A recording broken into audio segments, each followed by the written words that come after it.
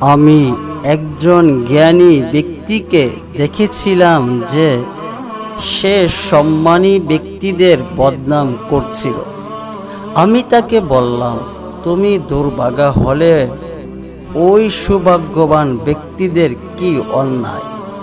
খবরদার, তুমি হিংসুকের জন্য বিপদ কামনা করো না।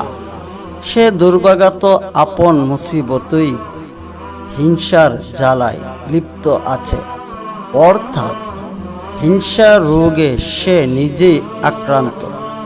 কি দরকার আছে তার সাথে তোমার শত্রুতা পোষণ করার?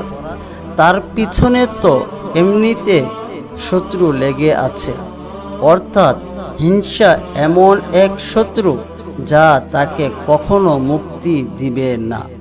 হিংসা করা বড়ই ক্ষতিকর। হিংসা পরায়ণতা মানুষকে ধ্বংসের পথে ঠেলে দেয়, তাই ইহা বর্জনীয়।